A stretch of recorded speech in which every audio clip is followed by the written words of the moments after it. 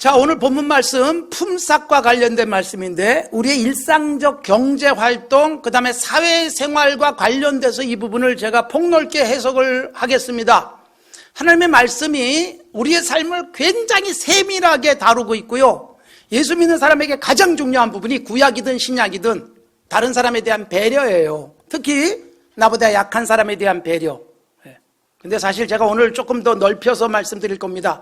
나보다 힘센 사람에 대한 배려도 하셔야 됩니다. 오늘 이 본문의 말씀은 짧지만 그렇게 제가 넓게 해석하면서 우리의 일상의 삶, 특히 경제활동에 대한 말씀들, 이런 부분들을 조금 더 적절하게 정리를 하겠습니다. 3500년 전에 주신 말씀이에요. 근데 이 말씀이요, 정신가치 지금 우리에게 가장 적절해요. 근데 이게 여러분 구체화되는 게 쉽지 않습니다. 율법의 말씀이 폐기된 것이 아니라 오늘 우리에게 그 정신, 가치들을 담아서 살기를 원하시는데 이게 실천이 잘 안 돼요. 아직도 이대로 안 되고 있어요. 그래도 여러분, 이 3500년 전에 주신 율법의 말씀들이요, 이게 그래도 상당히 인간 사회 속에 구체적으로 적용되기 시작한 것은 거의 한 3000년 지나서야 겨우 시작이 된 거예요. 그래서 인간에 대한 관심, 이게 높아지고 인권, 이런 부분에 대한 이야기들을 하기 시작한 겁니다. 평등의 원칙, 중요한 부분이에요. 저는 오늘 이런 말씀을 드리고 싶어요. 고용을 한 사람이나 피고용인, 즉 고용을 당한 사람, 두 사람 다 평등하셔야 돼요. 그리고 이 평등은 제도적, 사회적 평등도 있지만 내가 그렇게 느낄 수 있어야 돼요.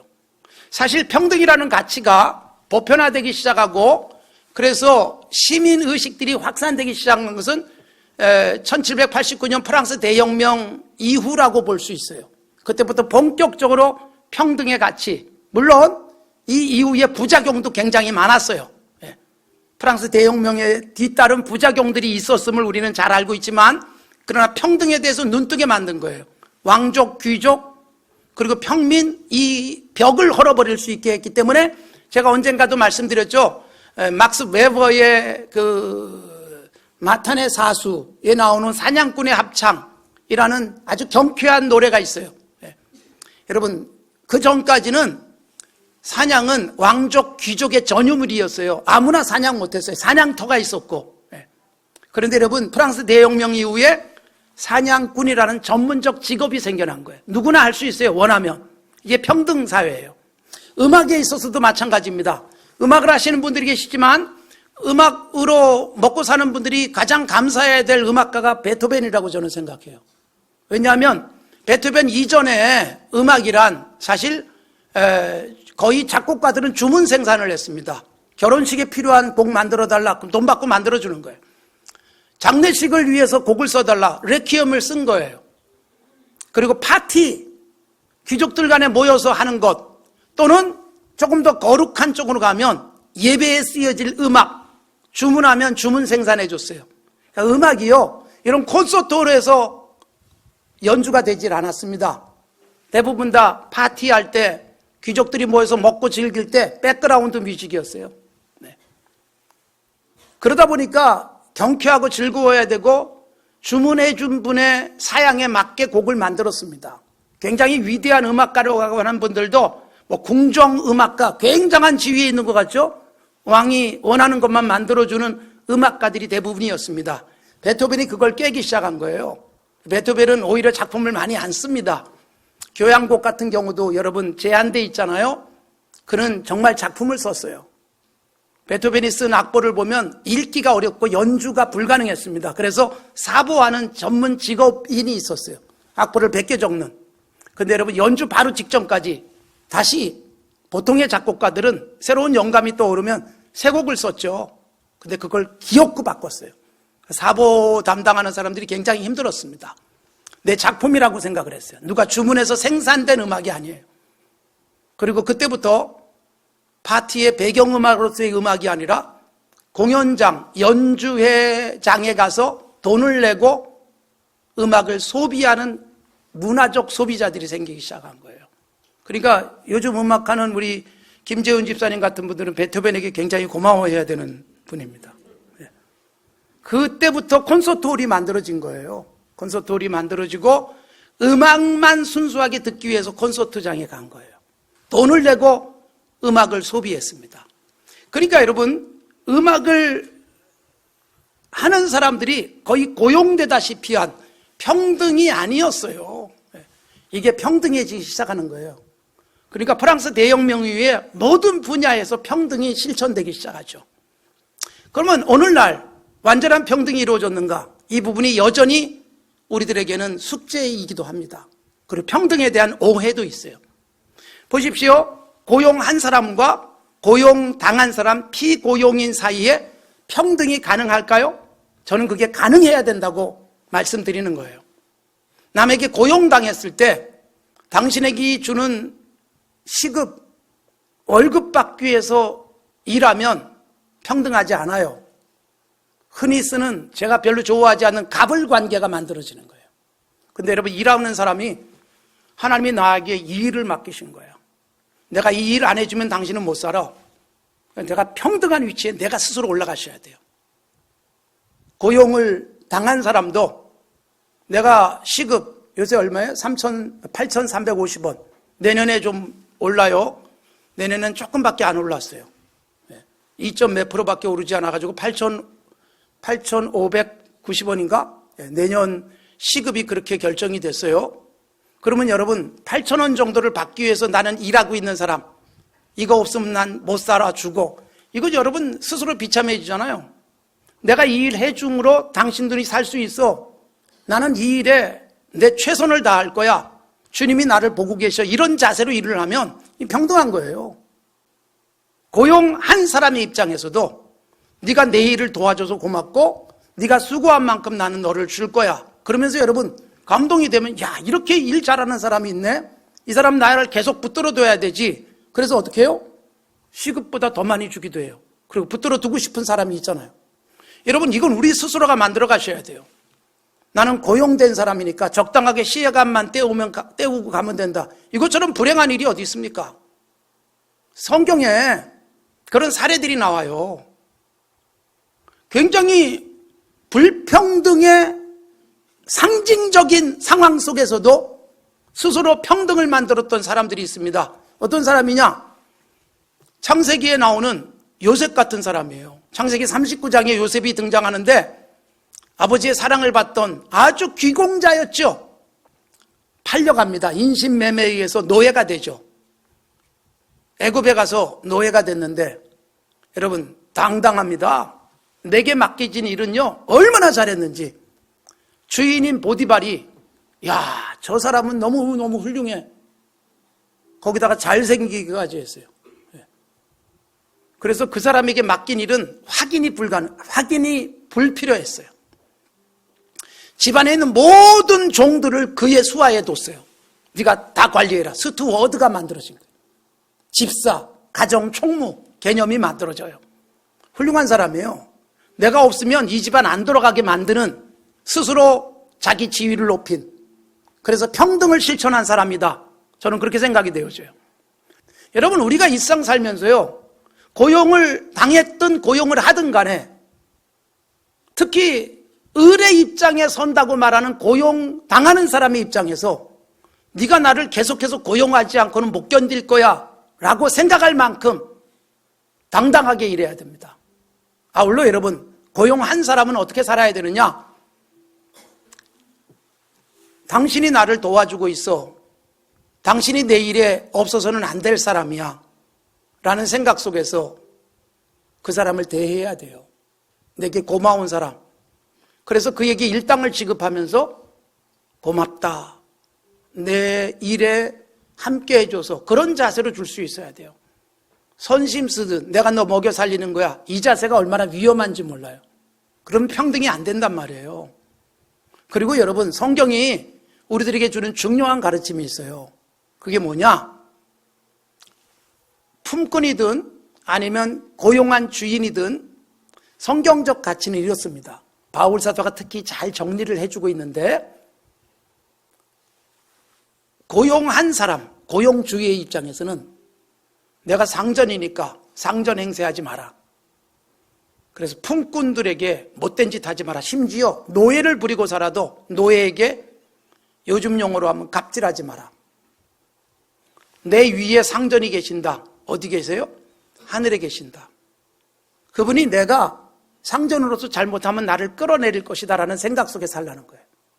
그러면 여러분, 품꾼들에게 뭐라고 말씀하느냐? 신약 속에서 특히 그 종들에게, 노예예요, 노예. 이 당시는 바울 사도가 에베소서, 골로새서, 베드로 사도가 베드로 전서에서 이 부분을 매우 중요하게 강조하는데, 상전, 정말 상전처럼 모셔라, 그거예요. 여러분, 가장 불행한 일이 뭔지 아세요?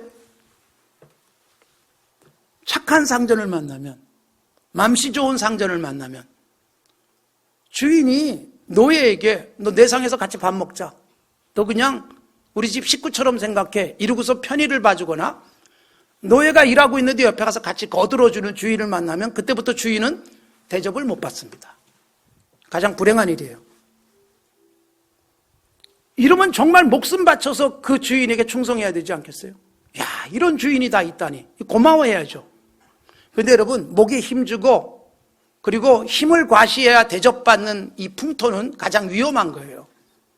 그래서 종들에게 이렇게 권면합니다. 주인을 예수님처럼 생각해라. 사람들 눈이나 적당하게 속이는 눈가림만 하는 일꾼이 되지 마라. 보면 하고 안 보면 좀 쉬고 적당히 시간 때우고 그래도 내 일당은 나오니까 이 생각하지 말라는 것이 매우 중요한 바울 사도의 가르침이에요. 그래서 종과 주인에게 상호 존중해 줘야 될 걸 말씀하는 거예요. 심지어 베드로 사도는 이렇게 말합니다. 주인이 좀 까다롭냐? 주인 비유 맞추기가 상당히 힘들다? 까다로운 주인에게도 잘해라. 하나님이 내려다보고 계시다, 그 말이에요. 그러면 내가 서 있는 자리가 나는 당신 밑에 있는 사람, 나는 당신이 고용해서 내 고용이 해지되면 나는 먹고 살기 어려운 사람이 아니라 하나님이 나를 여기 보내셨다, 내게 주신 일들을 지혜롭게 잘 감당하고 성실하게 감당하는 것, 이거 건강한 그리스도인의 경제활동이고 일반적으로 직장생활 속에 우리가 확대해서 적용해야 될 부분들이에요. 이게 성경적 가르침이에요. 그래서 여러분, 하나님이 우리에게 주신 일에 대한 분명한 자세예요. 자, 오늘 우리가 읽은 14절이 이렇게 말씀하고 있어요. 14절 보시면 하나님께서 고용을 한 사람들에게 이렇게 말하는 겁니다. 오늘 본문은 고용한 사람에게 주시는 말씀이에요. 14절, 곤궁하고 비난한 품꾼은 너희 형제도 내 땅 성문 안에 우고하는 객이든 학대하지 말라. 여러분, 참 이상한 현상인데 우리는 잘 차려입고 생활도 넉넉한 사람에게는 대접을 잘해주고요, 심지어 평생 먹고 살 만큼 돈을 가진 사람에게도 돈을 갖다 주는 경우들이 있어요. 거꾸로 정말 돈 10,000원이 아쉬운 사람에게는 1,000원도 안 줘요. 그리고 무시하는 경향들이 있어요. 가장 불행한 모습들이에요. 근데 이게 여러분, 무시당하는 사람 중에 또 그렇게 반복하는 사람이, 자기도 자기보다 더 못한 사람 무시하는 태도, 이게 여러분 불행한 세상 만드는 첩경입니다. 야고보서에 보면 심지어 교회 안에도 그런 일이 있다, 그 말씀을 해요. 예배당에 왔는데 어떤 사람이 옷을 잘 차려입고 왔어요. 처음 보는 사람인데 안내하는 사람이 그에게 가서 막 상전 대접해 주는 거죠. 좋은 자리에 딱 안내를 해 주는 거예요. 그런데 허름한 옷을 입고 온 예배하러 온 사람이 있었는데 그 사람에게는 그냥 적당히 아무 데나 앉으세요. 이런 일이 2000년 전 야고보서가 기록될 때 쓰여진 거예요. 성경을 읽으면서 못 보신 분도 계실지 모르겠어요. 교회 안에도 그런 일이 있다, 그 말이에요. 사람을 사람으로 대접해라. 평등이라는 가치는 프랑스 대혁명 이후에 새로 생긴 가치가 아니고 바로 이 신명기 속에 이미 있던 거예요. 이걸 실천하는 게 그렇게 쉽지가 않았다는 것입니다. 사람들은 끊임없이 자신의 기득권을 내려놓지 않으려고 합니다. 그러다가 결국 혁명이라는 과정에 봉착을 하면서 얼마나 많은 사람들이 그래서 죽었는지 몰라요. 제가 아까 서두에서 말씀드렸지만 프랑스 대혁명의 그 부작용 중에 하나가 그거예요. 어마어마한 사람들을 단두대에 죽였어요. 그러면서 이것에 대한 반작용이 유럽 전역에 일어나는 일들도 있었습니다. 그러니까 여러분, 우리들이 그리스도인다운 건강한 자세를 유지하는 것, 이건 매우 중요한 부분이에요. 자, 일반적 품꾼은 당시에 14절에 의하면 곤궁하고 비난했어요. 가난했고 사는 게 힘들었어요. 그런데 품꾼 중에는 우리나라 사람도 있고 외국인 이주 노동자도 있다 그 말이에요. 너희 성문 안에 거하는 객, 이게 바로 외국인 이주 노동자예요. 그리고 형제라는 것은 같은 민족을 의미합니다. 가난해서 땅도 없어요. 그러니까 남의 땅에서 일해서 먹고 사는 사람에게 그를 학대하지 말라. 이 말은 뭐예요? 학대하는 일이 있었어요. 학대하지 말라고 말씀하는 거예요. 존중해줘라. 가장 힘들고 어려운 사람. 야, 나를 함부로 대할 줄 알았는데 이렇게 사람 대접해 주다니, 이게 고마울 수 있게 만들라는 뜻이에요. 학대하지 말라. 그래서 여러분, 서로 존중해 줄 수 있는 것은 제가 앞에서 그래서 길게 말씀드린 거예요. 이 전제로 이 말씀을 읽으셔야 돼요. 그래서 학대하지 말라. 그 다음에 15절에 뭐가 되어 있어요? 품삯을 당일에 주고 해진 후까지 미루지 마라. 왜 그러느냐? 이유는 그가 가난함으로 품삯을 간절히 바라면서 하루 종일 일한 것이다. 만일 안 주면 그가 여호와께 호소할 것이고 그건 너의 죄다. 여러분, 품삯을 그날 줘야 된다는 거예요. 일당, 그날 일당을 줘야 돼요. 월급일 경우는 가장 적절하게 정해진 날짜에 줘야 돼요. 근데 여러분, 지금 3,500년 전에 이 말씀을 주셨는데 3,500년 지났는데도 체불 임금을 국가가 나서서 해결해 줘야 되는 상황이에요. 외국인 이주 노동자에 대한 잘못된 대접, 그 다음에 정당한 품삯을 주지 않는 불행한 일들이 일어납니다. 여러분, 일하지 않고 먹으려고 하는 것은 죄예요. 그건 게으름이에요. 죄예요. 영어 공부할 때 뭐 중학교 때부터 외웠던 문장 중에 no sweat, no sweet. 땀이 없으면 달콤함도 없다. 열매가 없다. 이게 여러분, 영어 문법책에 나오는 이유가 뭐냐? 기독교 가치관 속에서 만들어진 그 사회가 성경적 가치가 이렇게 표현된 거예요. 일하지 않고 먹으려고 하는 건 죄입니다. 그렇기 때문에 마땅히 일하셔야 돼요. 바울 사도가 데살로니가서에서 분명히 말씀을 하고 있어요. 일하기 싫으면 먹지도 마라. 그래서 여러분, 품삯을 제때 줘야 돼요. 근데 여러분, 오늘 본문은 품삯을 제때 줘야 된다. 이 제때 주라고 하는 것은 사실 당시에 일반적으로 품삯이 어느 정도 정해져 있었어요. 예수님 당시에도 한 데나리온이 당시에 일반적 품삯이었어요. 하루 일당이었어요. 그러니까 품삯이 얼마인 거에 대해서는 거론하고 있지 않잖아요. 그러나 우리가 이 부분을 확대 적용하면 적절한 품삯을 줄 수 있어야 돼요. 적절한 품삯. 그래서 그 사람에게 적절한 품삯을 줘서 일하면서 보람을 느끼게 해라. 또 하나는 품삯은 제 시간에 줘야 된다. 그겁니다. 여러분, 제가 좌든 우든 어떤 이념적 가치에서 말씀드리는 게 아니라 성경적 가치예요. 우리 사회가 성경적 가치를 몰라도 자본주의 사회 속에 성경이 말하고 있는 사회주의적 요소들이 굉장히 많이 들어와 있기 때문에 우리 사회가 존재하고 있습니다. 우리나라는 진보든 보수든 자유시장 경제, 이 원칙을 부정하는 사람이 거의 없습니다. 왜냐하면 이것에 대해서 다른 얘기를 하면 우리나라에서 숨쉬고 살기가 쉽지 않기 때문에. 그런데 여러분, 정당한 품삯, 제가 이 말씀 드리면서 이걸 조금 더 말씀드리려고 하는 거예요. 기독교적 가치관에서 만들어진 아주 훌륭한 복지 국가들을 보십시오. 일반적으로 우리가 생각하고 있는 자유시장 경제가 아니라 소셜 마켓 이코노미예요. 그러니까 사회적 시장 경제입니다. 대표적인 나라를 말하면 독일 같은 나라예요. 기독교적 가치를 가지고 있는 아주 훌륭한 복지 정책을 펴고 있는 나라예요. 학생들이 대학을 가면 국가가 당연히 공부시켜줍니다. 등록금 다 대줍니다. 외국인 유학생들에게까지 줬었어요. 지금은 많이 달라졌습니다만. 외국인 유학생들에게 이 항공료까지 지급을 했으니까, 오고 가는 항공비까지. 여러분, 대학 가면 당연히 국가가 책임져주고 용돈도 줍니다. 졸업하면 자동적으로 보장이 됐었어요. 뭐 요새 와서 경제가 많이 어려워졌습니다만. 그러면 누구나 다 대학 가고 싶지 않겠어요? 우리나라 같으면. 우리는 돈이 없어도 누구나 다 대학 가야 되고 대학 보내고 싶어 하잖아요. 그런데 대학을 다 안 갑니다. 고등학교 나와도 상실감을 느끼지 않아도 되는 사회이기 때문에. 굉장히 좋은 세상이란 말이에요. 성경적 가치를 제가 말하는 거예요. 그러니까 성경적 가치 속에서 만들어진 사회가 추구하고 있는 거예요. 우리가 여러분, 그래서 조금 더 국가는 하나님 의식할 수가 없잖아요. 국가가 뭐 하나님을 의식하면 되겠어요?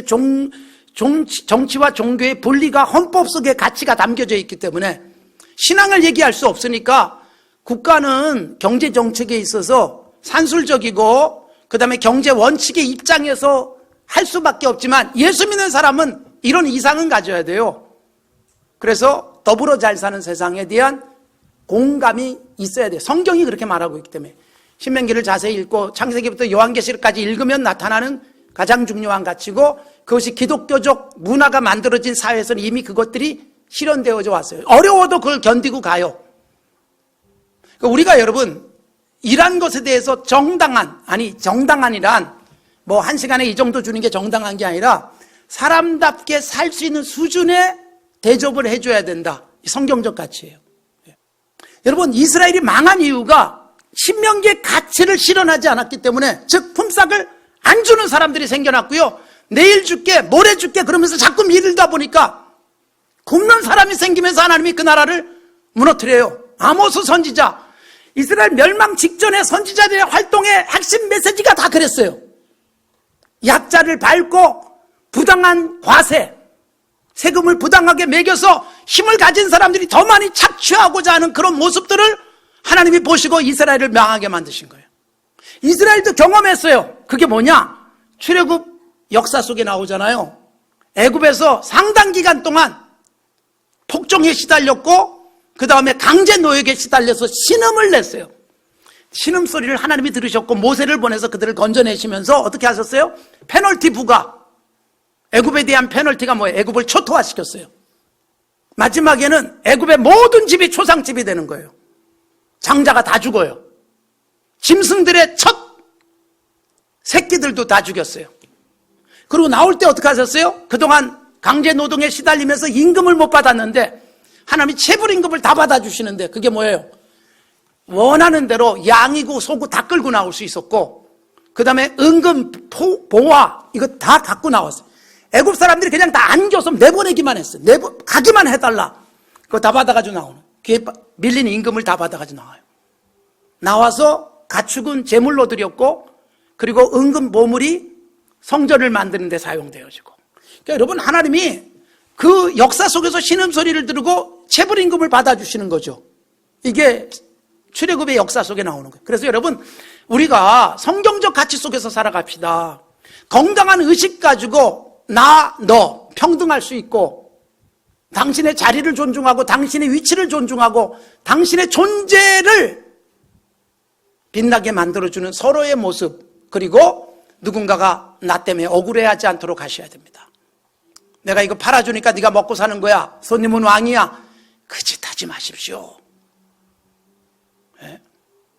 당신이 이렇게 밥을 해서 팔아줘서 내가 먹을 수 있어서 고맙고 당신이 이 물건을 생산했기 때문에 내가 살 수 있어서 고맙다는 생각이어야 되고 파는 사람 입장에서 당신이 소비해줘서 고맙다는 이게 여러분 서로의 평등이지 않겠어요? 이런 관계를 만들어라. 건강한 그리스도인의 모습을 말씀하고 있습니다.